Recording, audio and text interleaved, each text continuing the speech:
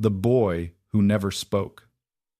If you had asked anyone at the Moretti estate who the strangest person on the property was, they would have pointed to me without hesitation. Not because I caused trouble, not because I broke rules, quite the opposite. I kept my head down, worked from sunrise until sunset, and spent most of my days covered in dirt, pruning roses and trimming hedges, while everyone else inside the villa lived lives worth millions. I was Sophia Bennett, the gardener nobody noticed unless something needed fixing. According to the maids, I was too quiet. According to the house manager, I was too stubborn. According to the wealthy guests who occasionally wandered through the estate, I was simply invisible. But there was one person who noticed me. One person who always watched from the villa windows whenever I worked among the flowers. His name was Luca Moretti. He was 9 years old, and he had not spoken a single word in almost 2 years. The first time I met him, I was planting lavender near the western fountain. The Mediterranean sun was bright, the air smelled of salt and jasmine, and the estate buzzed with activity preparing for another extravagant gathering hosted by Lorenzo Moretti, the most feared mafia boss in Sicily. Everyone in the villa feared Lorenzo. The staff lowered their eyes when he passed. The guards straightened their backs. Businessmen arrived confident and left trembling. He was powerful, wealthy, ruthless, and completely uninterested in anyone's opinion. Yet despite controlling half of Sicily, there was one problem he couldn't solve. His son, Luca, sat alone near the fountain that afternoon, staring at the water. He didn't move, didn't smile, didn't acknowledge the servants who walked past him. The other staff treated him like fragile glass. They whispered around him, avoided eye contact, spoke in soft voices as though he might shatter. I hated that. Children weren't glass. They were children. So when I noticed a small orange butterfly land on one of the lavender bushes beside me, I smiled and pointed toward it. Not at Luca, at the butterfly.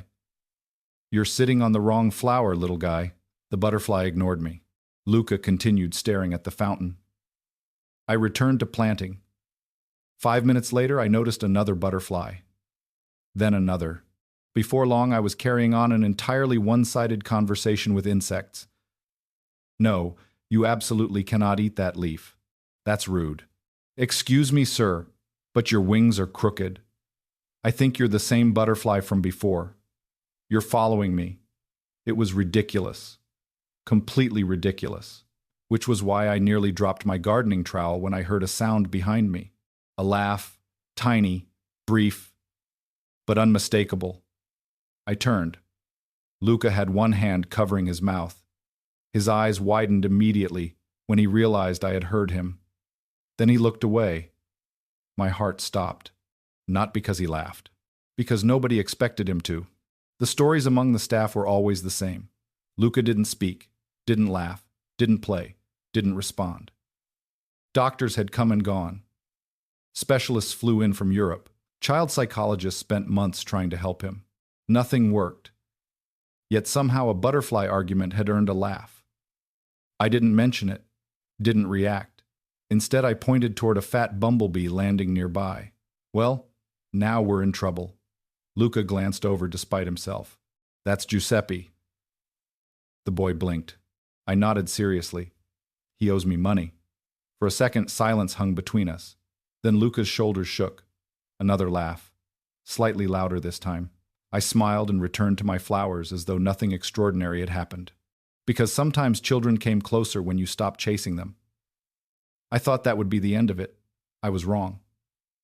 The next morning, Luca appeared beside the rose garden before I arrived. He sat on the stone wall waiting. He didn't speak, just watched. I nodded politely. "Morning." No response. I shrugged and started working. 10 minutes later, I pointed at a robin stealing seeds from the flower beds. "That's Carlos." Luca looked at the bird. "Carlos is a criminal." The corner of his mouth twitched. We spent 3 hours assigning personalities to birds. He never said a word. But he listened, really listened. By the end of the week, he followed me through half the estate. The staff began noticing. The whispers started immediately. "The gardener is encouraging bad habits. The boy needs professional treatment. She's filling his head with nonsense." I ignored them. Luca ignored them too. That alone told me we had something in common. Then came the afternoon. Everything changed. Lorenzo Moretti returned unexpectedly from a business meeting in Palermo. Black cars rolled through the front gates. Guards rushed into position. Staff scrambled. The atmosphere shifted instantly. Fear moved through the estate like a storm cloud. I was trimming hedges near the orchard when the vehicle stopped. Lorenzo stepped out wearing a dark suit, his expression cold enough to freeze the Mediterranean. Then he stopped walking, because Luca was sitting beside me beneath an olive tree, smiling, not laughing, smiling. The entire courtyard seemed to freeze. Guards exchanged glances. Maids stared. The house manager nearly dropped a tray. Lorenzo looked from his son to me and back again. Luca noticed his father and immediately stood. The smile vanished. The familiar sadness returned. My chest tightened. Lorenzo approached slowly. Every person nearby looked terrified, except the child and me. The mafia boss stopped in front of us. His eyes settled on Luca, then on me. "What happened?" he asked. Nobody answered, mostly because nobody knew what he meant. Finally, he looked directly at his son, Luca. The boy lowered his eyes. Lorenzo's expression darkened with disappointment he tried to hide. Then something extraordinary happened. Luca looked toward me. Just for a second. It wasn't much. But Lorenzo noticed. I watched realization appear in the mafia boss's eyes. His son trusted someone. Not a therapist. Not a doctor. Not a specialist. A gardener. The silence stretched. Finally, Lorenzo turned toward me. "My son followed you all week." Not a question. A statement. Apparently. His eyes narrowed slightly. Most people became nervous under that stare. I became annoyed. Was there a point to this conversation? Several nearby staff members nearly died on the spot. Nobody spoke to Lorenzo Moretti that way. Nobody. His expression remained unreadable. "You aren't afraid of me." "Should I be?" The silence deepened. Then, unexpectedly, Luca moved closer to my side. Not dramatically. Just one small step. Lorenzo saw it. So did everyone else. The boy who barely interacted with anyone had just chosen a side in front of half the estate. Something shifted in Lorenzo's face. Not anger. Not exactly. Curiosity. "What do you talk about?" he asked. "Birds." Lorenzo blinked. "Birds. And butterflies." Another pause. Butterflies. Occasionally criminal bees. Somewhere behind us, a guard choked, trying not to laugh. Lorenzo stared at me for several seconds. Then, to everyone's shock, the corner of his mouth almost moved. Almost. "I see." No, he absolutely did not see. But neither did I. Because while everyone focused on Luca's smile, nobody noticed what I noticed. The small silver bracelet hidden beneath the boy's sleeve. The one engraved with initials that didn't match his name. The one I had accidentally glimpsed while helping him untangle a rose branch earlier that morning. L.C. Not Luca Moretti. L.C. At the time, I assumed it meant nothing. A forgotten gift. An old family keepsake. Something insignificant. I would soon discover it was the first clue in a secret powerful enough to destroy everything Lorenzo Moretti believed about his son. And before the truth emerged, someone inside the villa would do everything possible to make sure neither Luca nor I lived long enough to uncover it. The garden where he lisaned.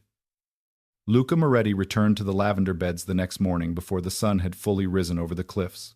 I found him sitting on the same low stone wall near the western fountain, knees drawn close, dark hair falling over his forehead, one hand hidden beneath his sleeve, as if even his own wrist held secrets. The estate was still half asleep. Kitchen smoke rose from the servants' wing. Guards changed posts along the terrace. The sea below the villa carried soft silver light, and the garden smelled of wet earth, rosemary, salt, and old money. I stopped at the garden gate with my basket of pruning shears and stared at him for one silent second. He stared back. No smile today. No laugh. Just those watchful eyes that seemed too old for a 9-year-old child. "You're early," I said. He looked away toward the fountain. I set my basket down and knelt beside the lavender, pretending the silence did not sting. That's fine. Giuseppe the bee was early too. He's always been irresponsible. Nothing. I loosened the soil around a young plant. Carlos the robin, however, has already committed theft twice this morning. We may need a trial. Luca's gaze flicked toward the hedges despite himself. Good. Not laughter, but attention. Sometimes that was the first doorway. I worked slowly, giving him space. The mistake most adults made with quiet children was trying to fill the silence, as if silence were an enemy. Silence was not always empty. Sometimes it was where trust grew roots. After 20 minutes, Luca slid down from the wall and came closer. Not beside me. Not yet, just close enough to watch my hands. This one is lavender, I said, brushing soil around the plant. It likes sun but not too much water.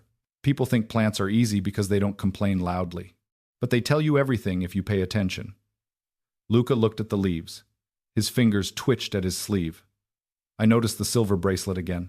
LC. The initials flashed briefly in the morning light before he pulled the cuff down. Do you want to help? I asked. His shoulders tensed. You don't have to. He remained still. I placed a small wooden tool on the ground between us and returned to my work. A minute passed. Then another. Finally, Luca picked up the tool. He touched the soil uncertainly, like someone expecting the earth to punish him for trying. Gentle, I said softly. Roots are brave, but they're still tender. He glanced at me, and for one heartbeat something in his face changed. Not a smile. Recognition. We worked together for nearly an hour without speaking. He loosened soil. I planted. He watered too much once, and I made an exaggerated, offended face at the lavender until his mouth twitched.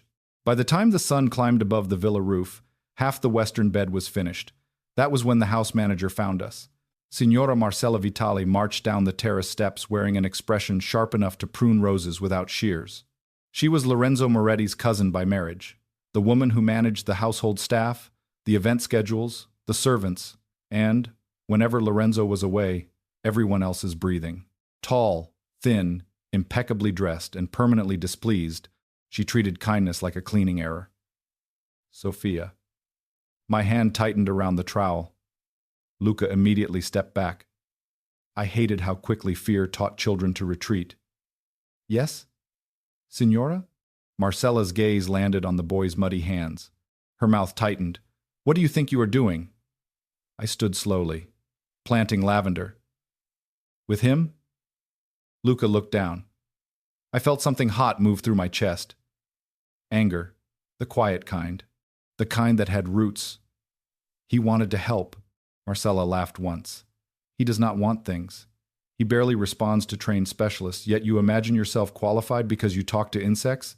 Several servants nearby froze. A guard looked away. I forced my voice to stay calm. I imagine myself responsible for this garden. Then be responsible. Not familiar. She moved closer to Luca and reached for his sleeve. Your father would not approve of you kneeling in dirt with staff. Luca flinched so violently that I stepped between them before I thought better of it. The entire terrace went silent. Marcella's eyes widened. Move. My heart pounded. Every sensible instinct told me to obey. I needed this job. I needed the wages I sent home to my younger sister. I needed the small room above the tool shed and the security of being overlooked.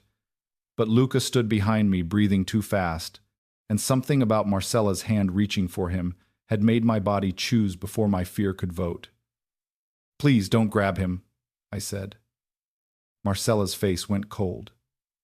Excuse me? He doesn't like being touched suddenly. And you know this because I pay attention. The words left my mouth before I could soften them. A servant gasped. Luca shifted behind me, so close now that I could feel the warmth of him near my side. Marcella stared as if I had slapped her. You forget your place. I looked down at my dirt-covered hands. No, Signora. I remember it very well. That was not an apology. She heard it. Before she could answer, another voice cut through the garden. What is happening here? Lorenzo Moretti stood at the terrace entrance. Black suit, dark eyes, controlled expression. The morning seemed to sharpen around him. Guards straightened. Servants lowered their gazes. Marcella transformed instantly, smoothing her face into concern. Lorenzo, thank God. I found your son being encouraged to play in the dirt by the gardener. Planting, I corrected quietly. Marcella's head snapped toward me. Lorenzo's gaze followed. I should have been terrified. Maybe I was. But I was also tired of people making children sound like evidence. Lorenzo looked at Luca, at me, at the half-finished lavender bed, then at his son's muddy hands. Something moved across his face too quickly to name. Luca. The boy did not answer. He stepped slightly behind me again. Lorenzo saw it. So did Marcella. Her lips pressed together. You see, this attachment is unhealthy. Lorenzo's eyes cooled. I did not ask for your diagnosis. Marcella stiffened. I am only concerned. Then be concerned silently. The words landed like a blade wrapped in velvet. Marcella's face flushed. I stared at the ground because looking relieved felt dangerous. Lorenzo walked closer until he stood near the lavender bed. He crouched slowly, bringing himself closer to Luca's height. I had not expected that. Luca watched him warily. Lorenzo looked at the plant his son had watered too much. Did you plant this? Luca's fingers tightened around the wooden tool. No answer. Lorenzo waited. Most adults would have filled the silence. He did not. That surprised me more than anything else. Finally, Luca gave the smallest nod. Lorenzo looked at the lavender again. It is crooked. My mouth opened before survival could stop me. It's learning. Lorenzo's eyes lifted to mine. The entire garden froze again. I wished belatedly that I had been born with less mouth and more caution. Learning, he repeated. I swallowed. Plants lean before they root. Children too sometimes. Silence. Marcella looked scandalized. Dante Russo, Lorenzo's head of security, appeared behind him and looked like he was trying very hard not to react. Lorenzo rose slowly. His gaze stayed on me for a long, unsettling moment. You speak as if you understand him. I looked at Luca. No. I speak as if I'm willing to try. Luca's hand brushed my sleeve. Barely there. But Lorenzo noticed. His expression changed again, not soft exactly, but less cold. You will continue tending the west garden, he said. Marcella inhaled sharply. Lorenzo? He did not look at her. And Luca may come here when he chooses. My breath caught. Marcella's face hardened. That is unwise. Lorenzo turned then. Unwise is mistaking cruelty for discipline. The garden went silent. Marcella looked as though every servant had heard a secret she wanted buried, which, of course, they had. She bowed her head slightly. As you wish. But when she walked away, her eyes met mine once. Hatred lived there. Not irritation, not embarrassment. Hatred. I understood immediately that I had made an enemy with better shoes, more power, and far fewer weeds to distract her. After she left, Lorenzo remained in the garden. Too long. I returned to work because standing still under his attention felt like being studied beneath glass. Luca crouched beside the lavender again, calmer now but not relaxed. Lorenzo watched us in silence. Finally he said, You were hired for roses, hedges, and estate grounds. Yes, not my son. I kept my eyes on the soil. Children are not job descriptions. Another dangerous silence. Dante coughed once into his fist. Lorenzo ignored him. You are very comfortable speaking your mind for someone employed here. I'm actually extremely uncomfortable. That time the corner of Lorenzo's mouth moved, not enough to be called a smile, enough to be dangerous. Luca noticed and stared at his father as if seeing something impossible. Lorenzo noticed Luca noticing. The moment shifted quietly. Maybe that was when Lorenzo first understood that the garden was not only helping his son, it was revealing him. Later that afternoon, Luca returned alone while I was trimming lemon trees. This time he carried something in his hand. A small, broken toy bird carved from wood. One wing missing. He placed it carefully on the stone bench and looked at me. Ah, I said, setting down my shears. A patient, Luca watched. I picked up the bird gently. Severe wing injury. Carlos would be dramatic about this. The smallest smile appeared. I found a thin piece of bark, some twine, and a bit of plant resin, and together we fashioned a crooked little replacement wing. It looked ridiculous. Perfectly ridiculous. Luca touched it with one finger. Then, in a voice so soft the wind nearly stole it, he whispered, "He can still fly?" I froze, not visibly. I had enough sense for that. But inside, everything stopped. Luca had spoken. Not to a doctor, not to his father, to me, about a broken bird. I kept my face calm because if I reacted too strongly, I might frighten the words back into hiding. "Not the same way," I said softly. "But maybe better than before. He'll understand the wind differently." Luca looked at the bird for a long time. Then he whispered, "I don't like the house." My heart cracked. I lowered myself onto the bench beside him, leaving space between us. "The house is very big." He nodded. "Big houses have too many doors. And too many people listening behind them." His eyes snapped to mine. There it was. Fear, not sadness. Fear. I kept my voice gentle. "Did someone listen behind your door, Luca?" The color drained from his face. He stood so quickly the wooden bird fell from the bench. The replacement wing broke off. I cursed myself silently. Too fast. Too direct. "It's all right," I said. "You don't have to answer." He backed away, shaking his head. Then he ran toward the villa. I watched him go, with my stomach twisting. Someone had listened behind his door, or entered it, or taught him that doors could not protect him. I bent to pick up the broken bird and saw something lying beneath the bench where Luca had been sitting. A folded scrap of paper. It must have slipped from his pocket. I should not have opened it. I knew that. But the moment I saw the edge of an official seal stamped across the corner, my fingers moved. The paper was old, torn from a larger file. At the top were the words, "Child Identity Review." Below that, most of the text was missing. Only 3 lines remained readable. Subject transferred under provisional name, Luca Moretti. Biological record sealed by order of MV Risk. If child begins speaking, memory recovery may compromise file integrity. My blood turned cold. Provisional name, biological record sealed. If child begins speaking, I looked toward the villa, where Luca had disappeared behind doors too large for any child to open safely. MV Marcella Vitali. The woman who reached for his sleeve. The woman who hated me now. The woman who did not want Luca in the garden. Suddenly the silver bracelet beneath his cuff mattered more than ever. LC. Not Luca Moretti. Not if this paper was real. And as I stood alone in the lemon grove holding a broken toy bird and a torn identity file, I understood that Luca's silence was not just grief. It was protection. Someone had buried the truth inside a child, and now that child had begun speaking to me.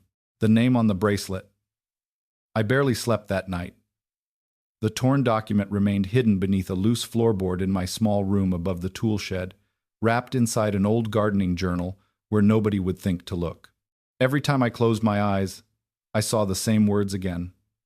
Subject transferred under provisional name, Luca Moretti. Biological record sealed. If child begins speaking, memory recovery may compromise file integrity. Those weren't the words of a concerned family. They were the words of people hiding evidence. The question wasn't whether Luca's identity had been changed. The question was why. And more importantly, who had benefited from it?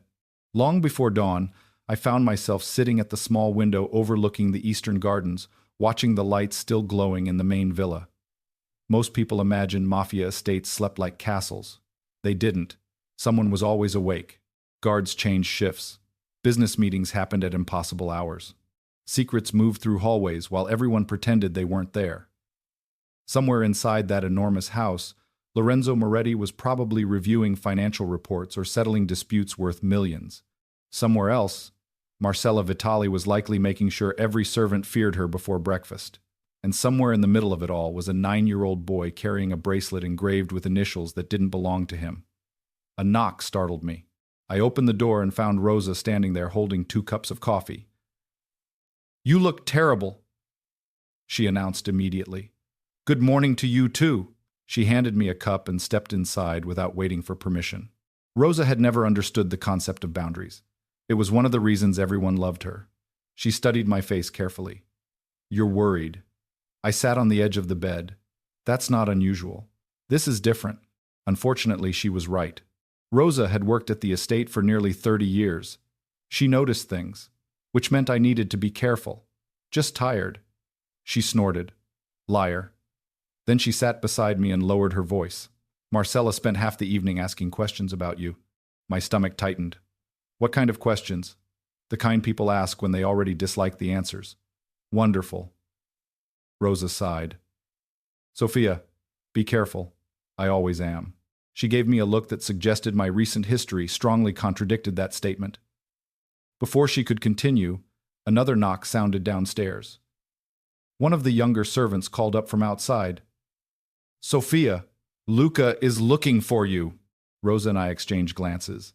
Neither of us missed the significance. Not Sophia, the gardener. Sophia. The boy had used my name. I hurried downstairs.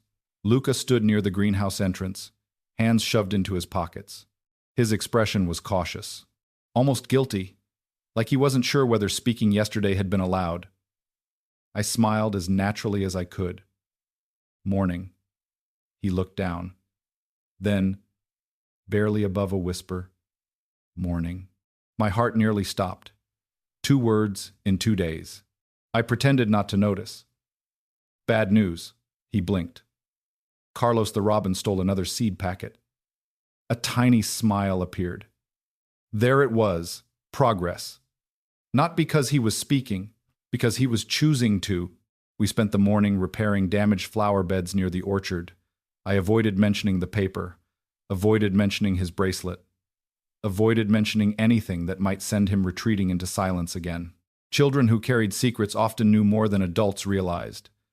Pushed too hard and the doors slammed shut. Around midday, while we worked among the olive trees, Luca suddenly stopped moving, his attention fixed on the main driveway. I followed his gaze. 3 black vehicles rolled through the gates. Expensive. Official. Unfamiliar. Lorenzo emerged from the villa seconds later. So did Dante. Neither looked happy. "Who are they?" I asked quietly. Luca's shoulders tightened. "Doctors." My eyes widened slightly. Specialists again. The boy's expression darkened immediately. Fear. Not annoyance. Fear. A 9-year-old should not fear doctors. Not unless doctors represented something else. "Do you know them?" I asked. He shook his head. Different ones. Different ones. Which meant there had been many. Too many. The vehicle stopped near the front steps. Several men and 1 woman exited carrying briefcases. Clinical smiles. Expensive clothes. The type of professionals wealthy families hired when ordinary solutions failed. Luca took a step backward. Then another. I set down my pruning shears. "Hey." He wouldn't look at me. "You don't have to stay here if you don't want to." His breathing quickened. Then he did something that made my chest ache. He grabbed my sleeve, not hard, just enough to stop himself from feeling alone. I looked toward the villa. Lorenzo noticed. Across nearly 100 yards of garden, our eyes met briefly. His gaze shifted to Luca's hand gripping my sleeve. Something flickered there. Concern. Then the doctors surrounded him, and the moment disappeared. Luca spent the next hour hiding inside the greenhouse. Not literally hiding. He sat near the back among the lemon saplings, pretending to organize seed packets. I pretended not to notice he was listening for approaching footsteps. Around 2 o'clock, Dante appeared. The security chief filled the greenhouse doorway like a human wall. "Sophia." "Dante." He glanced toward Luca, then back at me. "The doctors would like to observe." My jaw tightened instantly. Observe what? The interaction. Absolutely not. Every instinct I possessed hated that sentence. Luca wasn't a laboratory experiment. He was a child. Dante seemed to understand exactly what I was thinking. I didn't say I agreed. That surprised me. Then why are you here? Because Lorenzo asked whether you would be willing, better, slightly, an ounce. If I'm not? If you're not? If you're not? I studied him carefully. What does Lorenzo want? The security chief hesitated. Interesting. Dante Russo rarely hesitated. He wants his son back. That answer landed harder than I expected. Not because it was dramatic, because it sounded honest. Luca had gone very still behind us. He heard every word. Dante noticed too. After a moment, he sighed. No observation today. Relief flashed across Luca's face. Dante saw that as well. Then, surprisingly, he crouched until he was closer to the boy's height. You know, he said quietly, your father fired 2 of them already. Luca blinked. Why? Dante's expression remained serious. One called you a project. For the first time all afternoon, Luca looked interested. And the other? Suggested replacing the greenhouse with a therapy room. A tiny smile appeared. Dante nodded solemnly. Exactly. Then he stood and left. I stared after him. Maybe there was more humanity in this estate than I realized. That evening, however, things became considerably worse. The trouble started at dinner.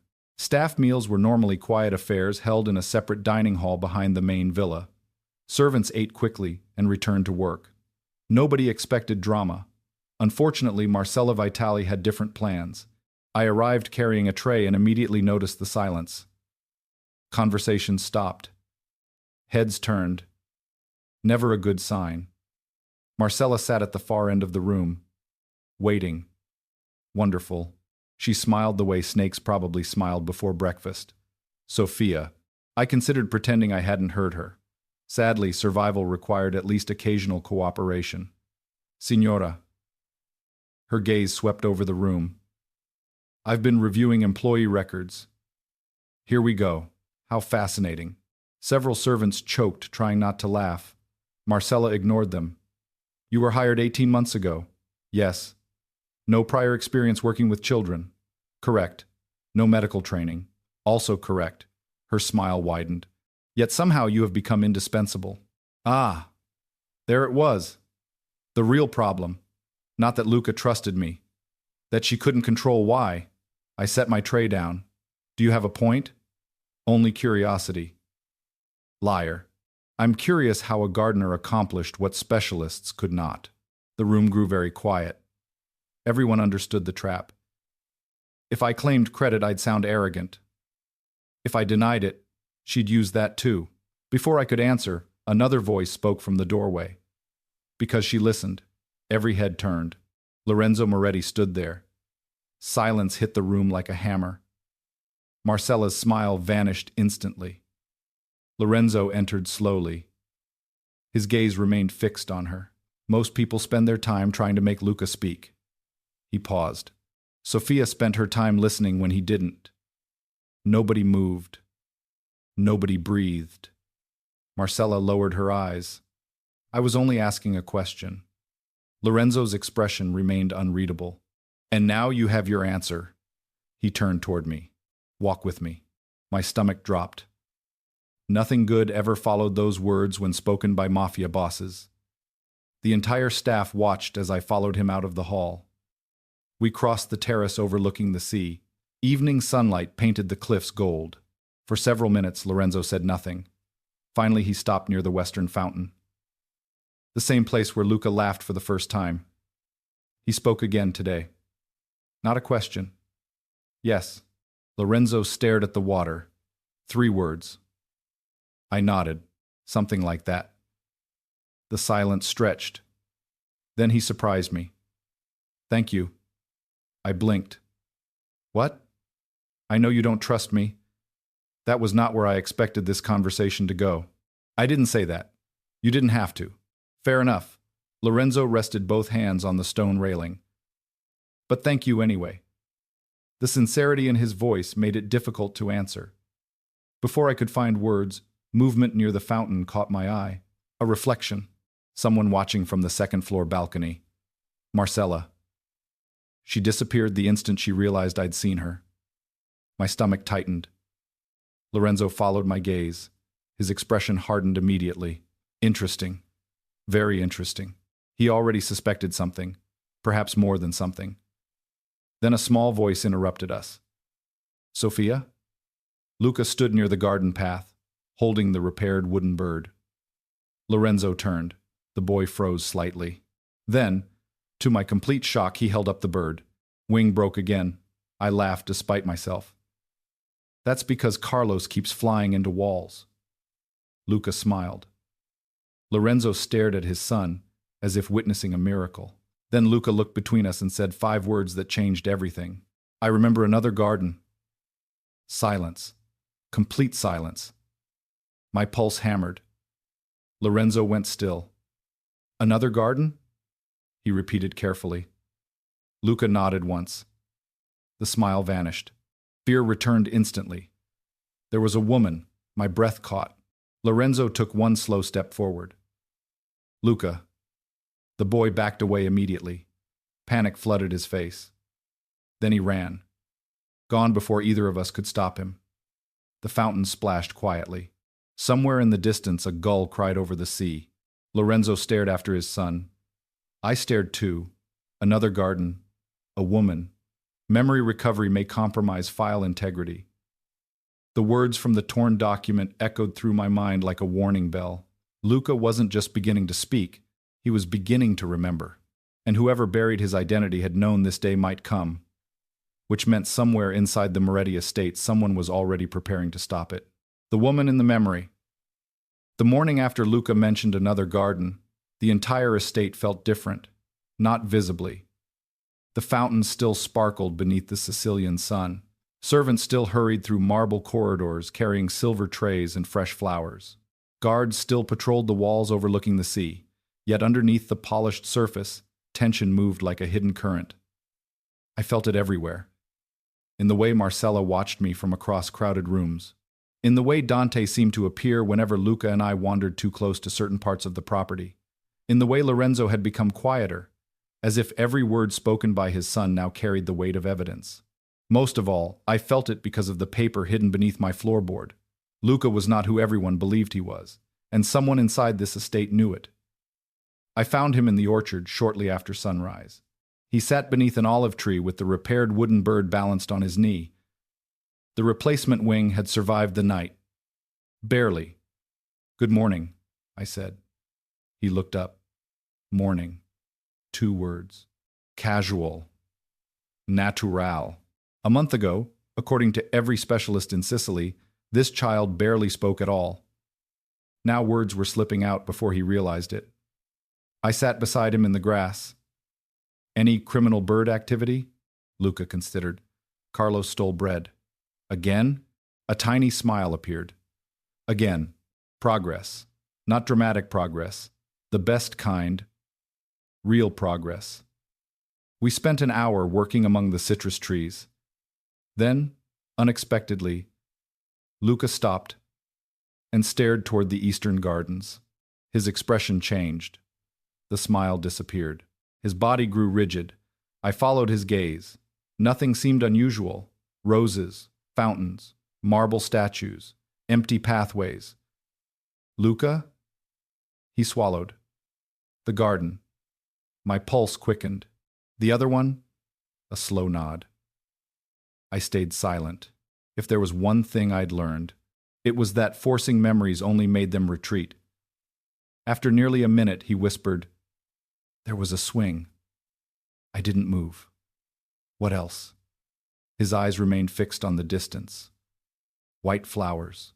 Another pause. And a woman. There she was again. The woman. The figure from his memory. The person who seemed connected to whatever happened before he became Luca Moretti. "Do you remember her name?" I asked gently. He shook his head immediately. Fear crossed his face. No. Then he stood. Conversation over. The memory had frightened him. That alone told me it mattered. By lunchtime, I was more convinced than ever that Luca's forgotten past held the key to everything. Unfortunately, someone else seemed equally determined to keep it buried. The first sign came when I returned to my room above the tool shed. The door was slightly open. I froze. I always closed it. Always. Slowly, I stepped inside. Nothing looked disturbed. The bed remained made. The wardrobe stood closed. The small desk remained exactly where I left it, but when I crouched beside the loose floorboard, my stomach dropped. Someone had moved it. Barely. Just enough for me to notice. My hands shook as I lifted the board. The paper was still there. Relief hit so hard I nearly laughed, but the message was clear. Someone had searched my room. Someone was looking for something. Someone suspected I knew more than I should. I carefully replaced the document and stood. Then I noticed something else. A faint trace of perfume lingered in the air. Expensive. Floral. Familiar. Marcella. Anger surged through me. The woman had entered my room. My private room. Without permission, which meant she was afraid.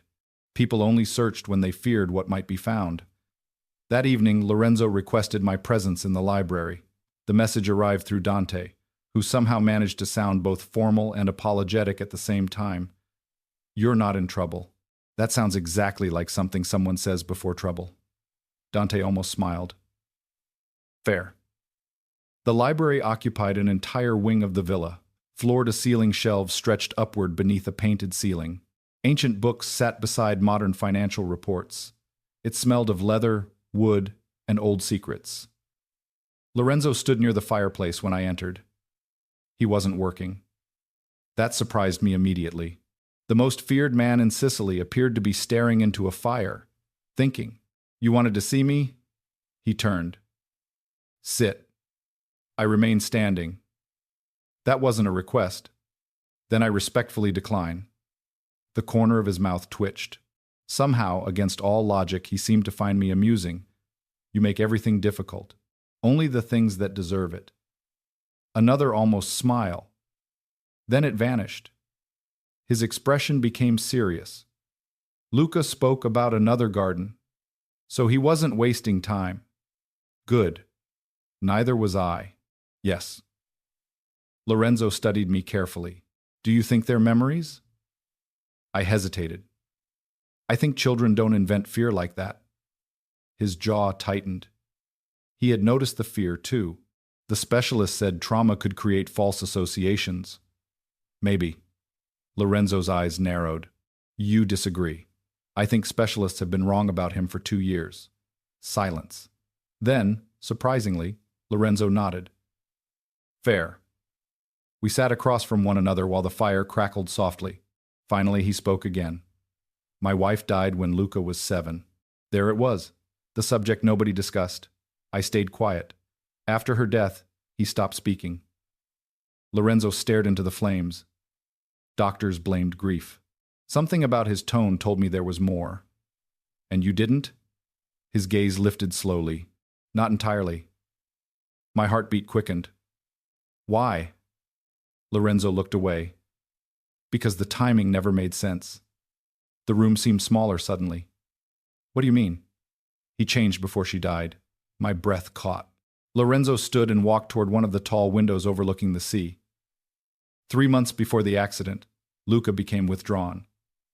Suspicious. Nervous.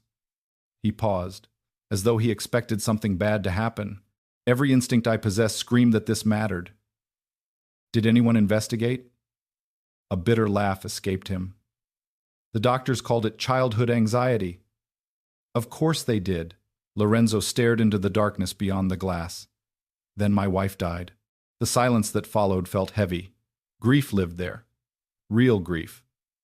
Not the performative kind wealthy people displayed for cameras, the kind that settled into your bones and never left. "What was her name?" I asked quietly. He looked surprised. Most people probably never asked. "Elena." The way he said it told me he still loved her, deeply. Then something occurred to me. "Do you have photographs?" Lorenzo frowned. "Of Elena?" "With Luca." He hesitated, then nodded slowly. A few minutes later he returned carrying an old leather album. We sat together at a large table while he opened it. Page after page revealed a family that seemed impossibly normal. Elena laughing beside the sea. Lorenzo holding a younger Luca on his shoulders. Birthday parties, vacations, family dinners, happiness, real happiness. Then I reached one photograph and froze. My pulse stopped. The image showed Elena standing beside a flower garden. White flowers, a swing visible in the background. Luca sitting beneath it. What? Lorenzo asked immediately. I pointed. This garden. His eyes widened slightly. The estate in Tuscany. My heart hammered. White flowers. A swing. A woman. The memory. Luca described this.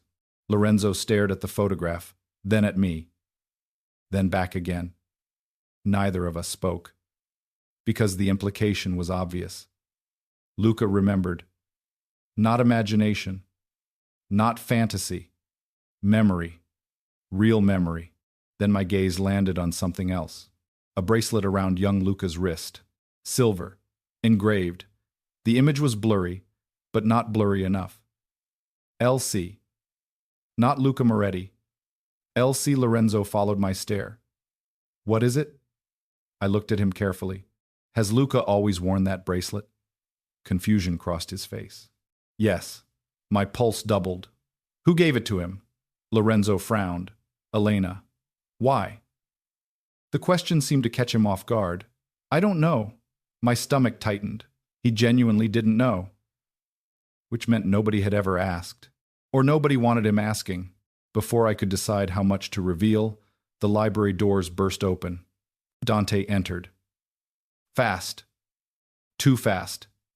Something was wrong. Lorenzo. The security chief's voice sounded grim. Lorenzo stood immediately. What happened? Dante's expression darkened. One of the old estate storage buildings caught fire. My blood turned cold. Which building? Dante looked directly at me. The gardener's archive. The room fell silent. The gardener's archive. A small stone structure near the southern wall. Normally forgotten, normally ignored, except for one detail. Earlier that week, while helping Rosa inventory old tools, I had mentioned finding records there dating back 20 years. Estate records, staff records, property records, historical files. The kind of files someone investigating Luca's identity might eventually search. My stomach twisted. Lorenzo noticed immediately. This wasn't an accident. It wasn't a question. Dante's expression confirmed everything. No. The fire had started in 3 places, simultaneously. Deliberately. Someone was destroying records. Someone knew the past was beginning to surface. And someone had decided flames were safer than the truth. As Lorenzo, Dante, and I hurried toward the burning building beneath the darkening Sicilian sky, I couldn't stop thinking about the bracelet. LC. The memory garden. The sealed file. The woman Luca remembered.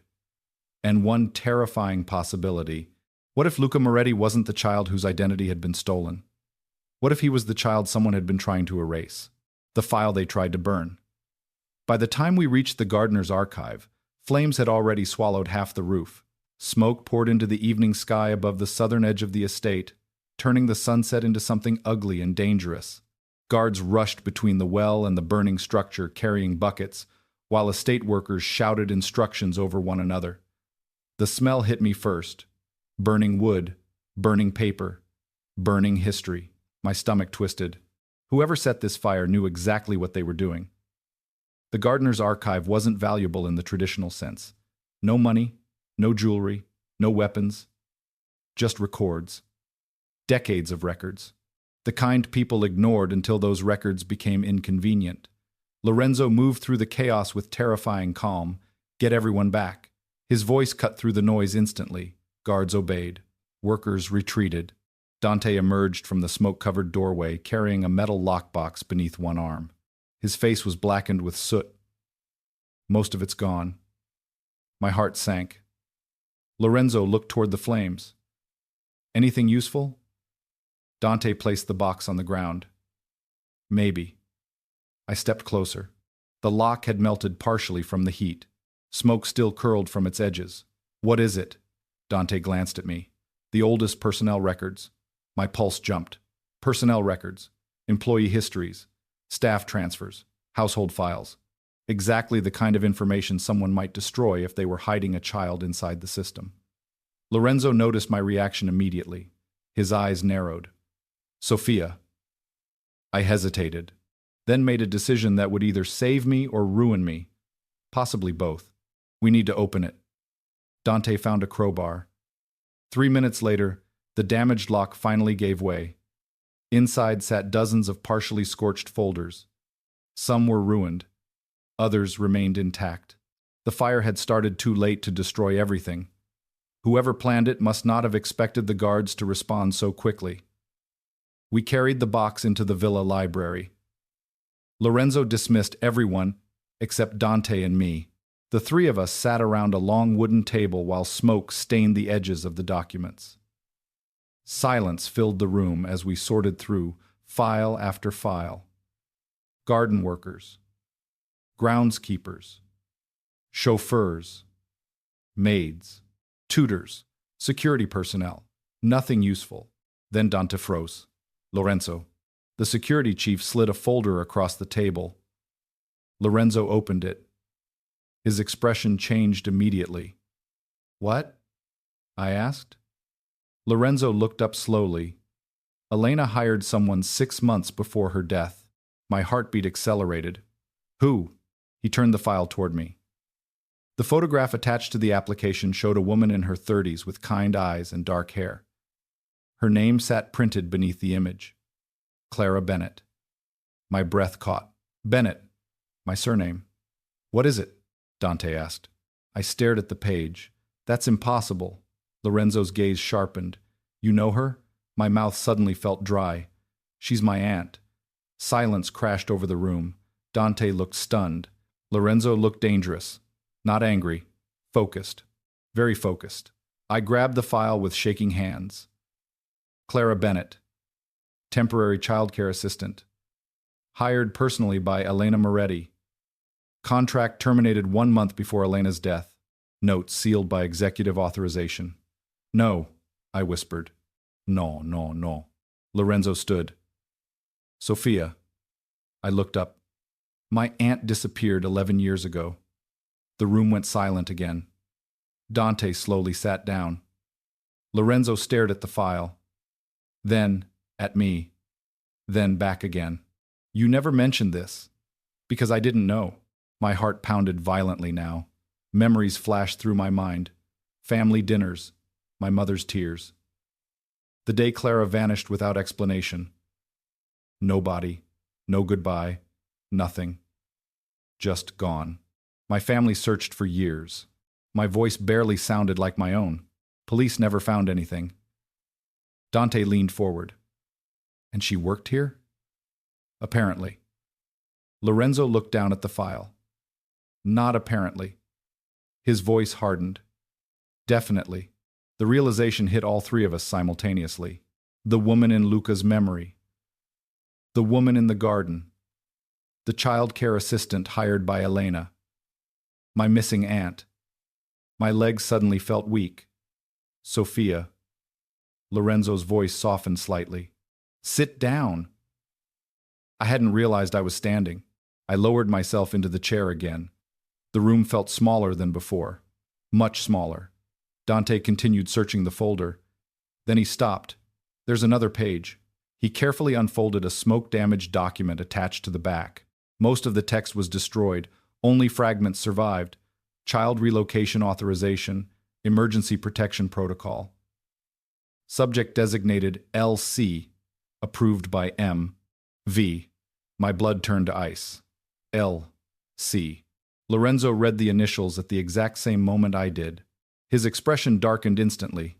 M.V. Dante's voice sounded grim. "Marcella Vitali." Nobody spoke for several seconds.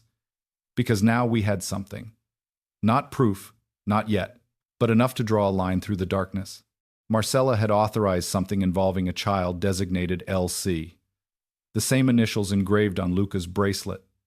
The same initials hidden beneath his sleeve. The the same initials that did not belong to Luca Moretti. Lorenzo slowly closed the folder. Find her. Dante stood immediately. Now? Now? The security chief disappeared without another word.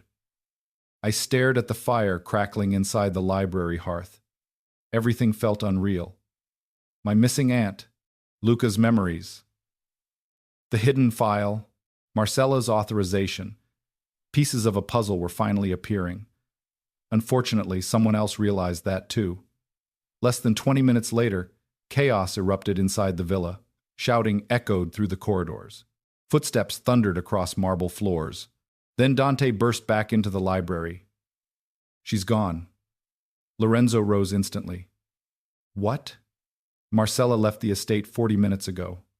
My stomach dropped. Before the fire. Dante nodded grimly. Exactly. Lorenzo's jaw tightened. She ran. Nobody abandoned a position like Marcella's without warning unless they already knew what was coming. She knew the archive contained evidence. She knew we were getting closer. And now she was running. Lorenzo moved toward the door. Prepare the cars. Then a terrified scream echoed through the villa. Every person in the room froze. A child's scream. Luca. I was moving before I even realized it. The three of us sprinted into the hallway. Servants emerged from every direction. Panic spread instantly. Another scream. Then silence. The worst kind of silence. We followed the sound toward the east wing. Luca's room. The door stood open. Inside, furniture had been overturned. Drawers emptied. Books scattered across the floor. The room looked like someone had searched it, violently. My heart hammered. Luca. No answer. Lorenzo crossed the room in seconds. Luca. Still nothing. Then I noticed something beneath the bed. A small piece of paper. I grabbed it. 4 words written in black ink. He remembers too much. The room went cold. Dante swore under his breath. Lorenzo's face became terrifyingly still. Where is he? Nobody answered. Because nobody knew. Then a weak voice spoke from inside the wardrobe. Sophia? I ran forward. The wardrobe doors opened. Luca sat curled inside, trembling. Relief hit so hard my knees nearly gave out. Hey! I dropped beside him immediately. Hey! It's okay! He launched himself into my arms, not cautiously, not carefully, completely, like a terrified child seeking safety. I held him while his entire body shook. Lorenzo stood motionless a few feet away, watching. Someone came, Luca whispered. Who? His breathing quickened. The woman. My pulse stopped. Marcella? A nod. Tears filled his eyes. She said I wasn't supposed to remember. The room fell silent. Lorenzo's face drained of color. Luca buried his face against my shoulder. She said I wasn't Luca. The words shattered whatever remained of the old story. Because they didn't come from a file, or a record, or an assumption. They came directly from the child himself. Lorenzo lowered himself slowly into a chair beside the bed. For the first time since I'd met him, he looked lost. Completely lost. A father watching his entire reality collapse. Luca clung to me tighter. I remember the garden. His voice trembled. And Clara. My breath caught. My aunt. She used to sing. Tears filled my eyes unexpectedly. Luca looked up at me. She said if I ever forgot my name. He swallowed hard. The bracelet would help me remember. The room disappeared. Everything disappeared except those words. Lorenzo stared at the silver bracelet visible beneath the boy's sleeve. Slowly, carefully, I rolled the fabric back. L.C. The engraved initials gleamed beneath the bedroom light. Lorenzo looked at them for a very long time. Then he whispered the question none of us could avoid anymore. If you're not Luca Moretti, his voice cracked slightly. The child looked down. Then, for the first time in nearly 2 years, he spoke a full sentence. My name is Leo Carter. Silence. Absolute silence. Even the air seemed to stop moving. Leo Carter. Not Luca Moretti. Leo Carter. And suddenly the missing aunt. The burned records, the bracelet, the memory garden, the sealed identity file, the fire, the threats, the fleeing Marcella, everything pointed toward one impossible truth. The boy Lorenzo Moretti had raised for 9 years was never actually Luca Moretti at all.